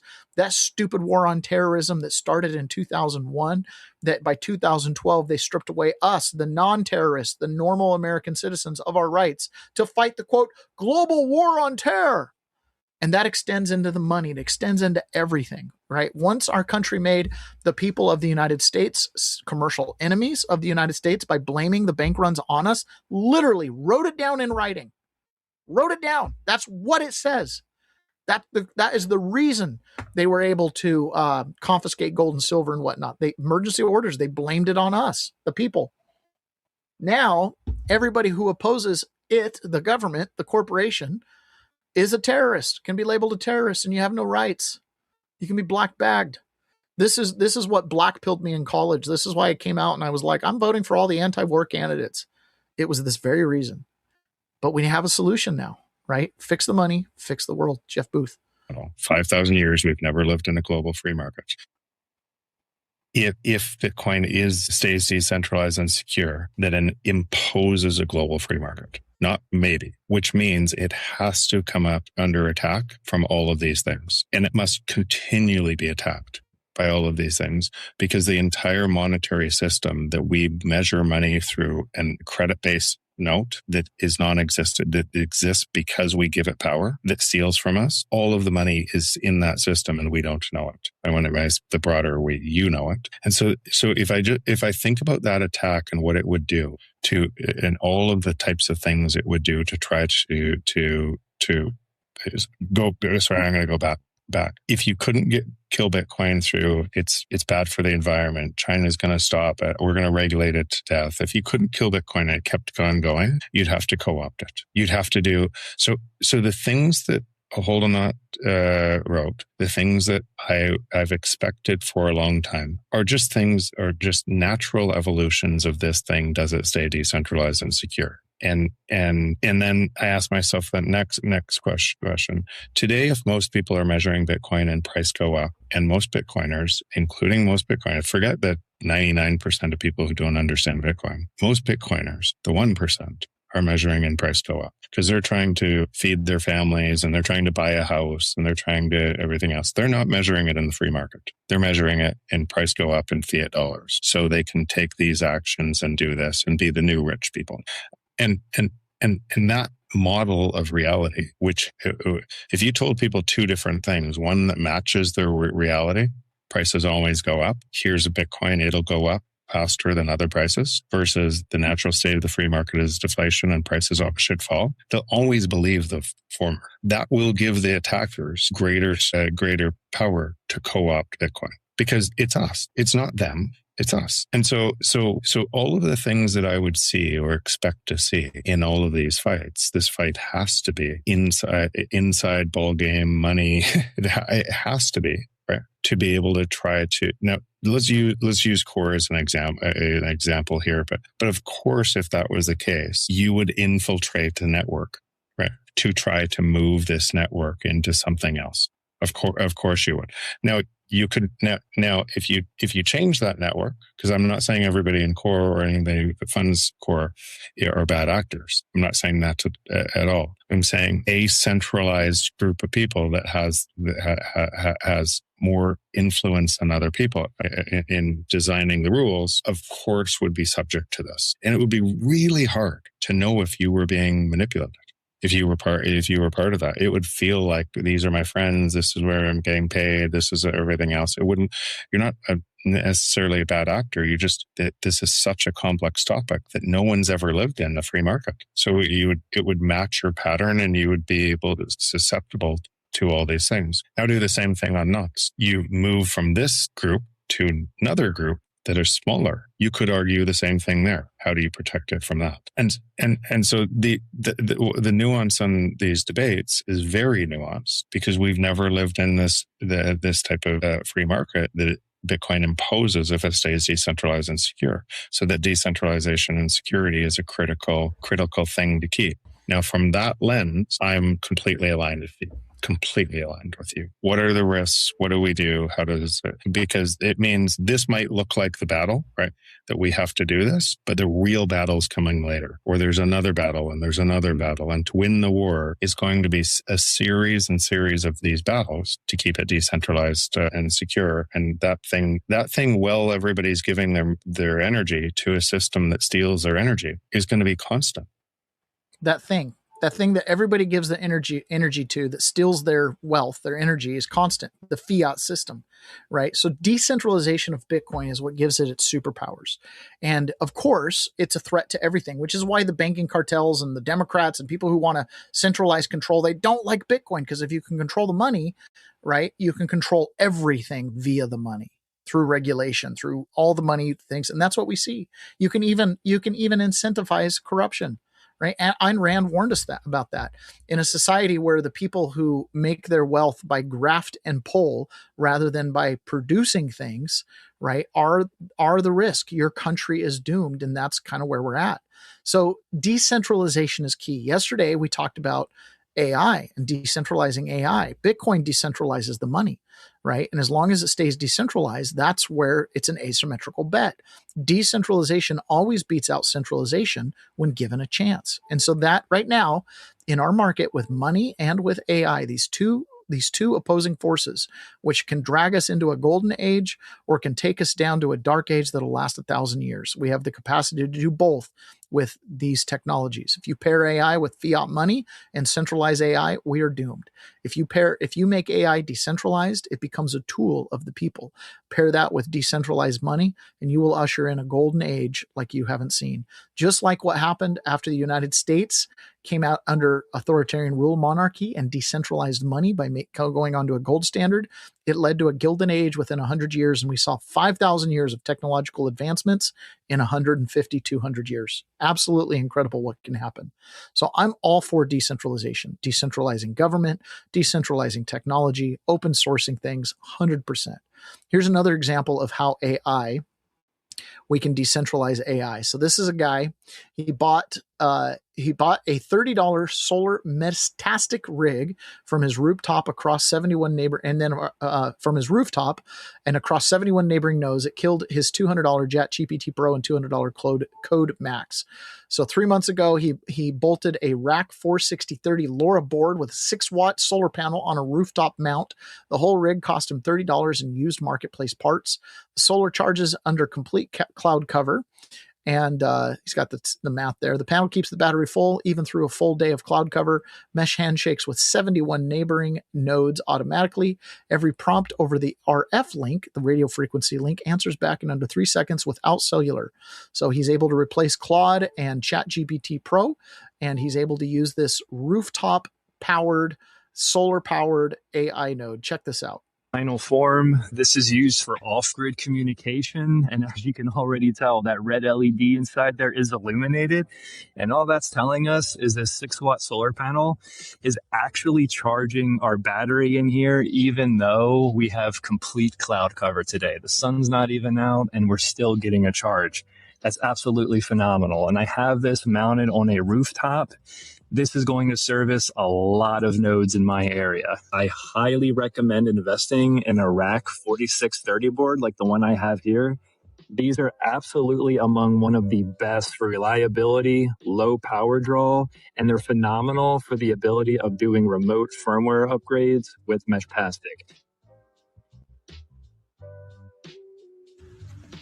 Let's go ahead and mount the solar panel on just like this. I'd say that's a pretty clean setup right there. We got the cable management on point. I'd say that's pretty minty. I'm liking that. We'll go ahead and see if we can make contact with it with the dedicated mesh plastic app. And we're connecting to our roof mode now. Perfect. And we'll go ahead and looks like we even have a message. Pull up the nodes and look at all those. So 71 nodes it's picking up so far. That's really impressive. And we even have a message. Let's see what it is. See what channel it is. Oh, there we go. 217 today. Let's see. Is that the one you made using conduit? Hello from Tech House. If I can spell tech right. Tech House. There we go. Boom. We're in. Let me know in the comments section if you have. So he's using a mesh network through different nodes, which ultimately can connect to the internet, and he's not directly connected, and he's able to run AI. He's able to run an AI platform through that, all solar panel charged. That is decentralization of tech, right? That is the most cool thing you'll ever see. He's going to come up with solutions, ways to decentralize even things like Bitcoin payments. People, well, what happens if the internet goes down? Well, then we do this. Right? We do this. What happens if the internet goes down and I still want to use AI? Well, hopefully you have your own little local setup going on, right? This is super, super powerful stuff. So decentralization of money and decentralization of tech. And this is important because the machine, it's a corporation, and the corporations are going to do what they're going to do. Just like what Jeff Booth was saying, right? Decentralization is the key. There's going to be a battle. They're going to try to co-opt this. That's not the worst sign. As long as we maintain our core on being decentralized, we can win this sucker. So here is, I got to reshare this again. So here is, this is Aaron Day. This is Aaron Day, and he scores congressional bills and things like that up against like freedom standards and privacy standards and things like that. So he scored the Clarity Act. And while I support the Clarity Act, primarily because I think it's going to make dollar go up. It's going to make all cryptocurrencies, and specifically Bitcoin, I think it's going to be a huge boon. And I do want to see Bitcoin double, triple, quadruple, go up 10 times in the next couple of years. And I think Clarity Act will do that. Why is that? Because yes, of course, the banks are going to be trying to co-opt Bitcoin and things like that. And they're going to add a lot of value to that network. They're going to substantiate it significantly. So I think that's a good thing. And I trust the Bitcoin network. As far as all other cryptocurrencies, I've long accepted the fact that that's going to be the control grid, and it's kind of, coming. Of course it is. So while we're at war, this is where Robert Reich is right. This is the moment where if the Clarity Act is the Trojan horse that this guy says it is, of course the timing's right. So the algorithm that I have for rating these bills, I applied to this new bill, and it is the worst of them all. It scores an 83 out of 100 in terms of kind of a technocracy score. This bill is not only how we will own nothing. It is not only the largest surveillance bill in U.S. history, it is how we will own nothing. This bill is about how everything that you own will be tokenized and put under the control of governments and other third parties. And this is not a conspiracy theory. This is literally the construction of the bill. And I want to start with, I think, the most important thing to understand about the Clarity Act, because people think that the Clarity Act is about crypto. And crypto is a very small part of what the Clarity Act is about. So, for instance, if you think you own your stocks, you don't. And the Clarity Act is going to actually be the mechanism by which you're dispossessed of all of your assets, not just a control system for how you pay for things. The reason this is important is if you're listening to this and you say, well, I don't care about crypto at all, or I'm just in gold and silver. I knew crypto was a scam. Understand that, as it stands today, right? You knew crypto was a scam. That's great. But what he's saying there, and this is Cynthia Loomis has said this is a law enforcement bill. And you've got the 3 major law enforcement unions that have all now endorsed the bill. He's right. He's right. He's absolutely right. It's going to increase a lot of tracking and control. If you're trying to use crypto for money laundering, crime, et cetera, they're right? So they want to bring law enforcement into it. Bitcoin has some superpowers that kind of exempts it by its nature from some of that censorship, but you have to know how to use it, which is why I'm taking a class at 1776. Yes, that's right. I'm a student myself at 1776live.us. I'm taking a class from Tom. Sometimes joins us in the chats here is Tomas Day, and he is a Bitcoin OG, been around it since 2013, understands it completely, lives on a Bitcoin standard, and it has retired on Bitcoin. So he's an excellent teacher of this, and he talks in depth about how to maintain privacy and, obfuscate ownership of Bitcoin, things like that, and all the different details about Bitcoin, because it is technology. But if you understand it, it's easy to use. Anybody can use Bitcoin. Once you understand it, it's like, oh my gosh, making a wire transfer is harder than moving $1 billion in Bitcoin. So anyways, the Clarity Act, though, is up. And there's been a lot of questions on if it's going to pass. It missed its July 4th deadline. Obviously, the Trump administration supports it. I generally support it because I think it'll make dollar go up. I'm obviously taking precautions to make sure I can still live in the private. So, I think that it's going to happen, and it's kind of inevitable because government does what government does. How do I know this? Even though you've got Democrats like Elizabeth Warren and others saying, hey, we've got to stop this Clarity Act and blah, blah, blah. They're really shilling for the banks. It doesn't matter. Bloomberg reported yesterday that there are 10 Democrats who are prepared to support the Clarity Act, which is enough to get it out of committee and get it to the floor for a vote. Issue now for a year because the Democrats want to put in place guardrails that prevent the president from continuing to make literally billions of dollars from an industry that he regulates. And the president doesn't want anything that would cost him money. So how you sort of thread the needle there is what they're discussing behind closed doors. Tom Tillis, Republican of North Carolina, is working with Ruben Gallego of Arizona, a Democrat. They are trying to come up with some kind of compromise legislation to send to the White House this week in hopes of unlocking a deal. There are 7 to 10 Democrats who sound like they want to ultimately pass a bill, but this is just very hard for them politically. Even if they like the underlying bill, they're going to face challenges in Democratic primaries from their own base saying, hey, you just backed legislation that the president that they don't like. wants at a time when he's making literally billions of dollars. Now, I think one of the things that they've been discussing is whether there could be a more independent way to enforce the new restrictions on the president, which would require him to either have a blind trust or just divest his holdings. But it's really hard to see how you can get the president on board with that.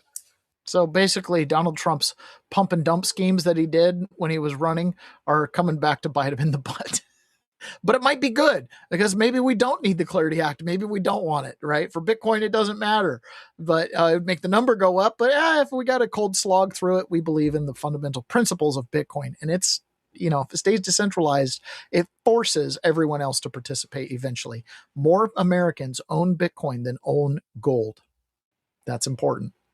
Kevin Warsh says Bitcoin is gold for people under 40. Whether or not the Clarity Act passes, Bitcoin is the only thing that will allow you to maintain privacy in the world that's coming. And the only thing that's going to maintain our sovereignty is if we don't become the puppets of the AI tools, but we become its masters. We've got to learn how to use it, decentralize it, and potentially even use it when the grid goes down. Because if they try to control the grid, you're going to want those radio frequencies signals and nodes and everything. But that's the power of decentralization, and I support Jason Huang and other technocrats that are adopting open source as kind of an rallying call for things. Here's how you. All right, let's wrap up with this. Let's jump back to Anthony Fauci. This is Rick Scott cross-examining Anthony Fauci. Cross-examining Anthony Fauci. This is a good one. We'll wrap up on this today, and when this is over, we'll talk to you again tomorrow. Fauci, I want to close with this. Here's how you impacted my family and people close to me. I have daughters with children. You can't imagine the questions they had around vaccines for their kids and themselves, and the pressure, the unbelievable pressure to make the right decision for their health. I can tell you pregnant women who worked with me were so scared because every time they went to the doctor, they were told something different about taking the vaccine. And you caused this. Imagine being a mom trying to protect their kids, or an expectant mother trying to figure out what to do. Every 3 weeks, a doctor tells you a new set of guidance on a vaccine. The haphazard information you released and pushed on the American people with little research is appalling, and why there's so much distrust in our institutions today. That trust is crucial to public health, and you, more than any person or event in my lifetime, have destroyed that trust for millions of Americans. You lied to hundreds of millions of people amid the worst public health crisis in a century. You failed to follow your own guidance. You forced people to watch their loved ones die alone over the phone. It's disgusting. You destroyed the federal government's credibility when it comes to public health. We have entire generations of Americans who, rightfully so, do not trust our institution to keep people safe because of you. This has destroyed decades of progress and lifetimes of work because you wanted to fuel your own ego and be the center of attention. What would you do differently knowing what you know today, Dr. Fauci?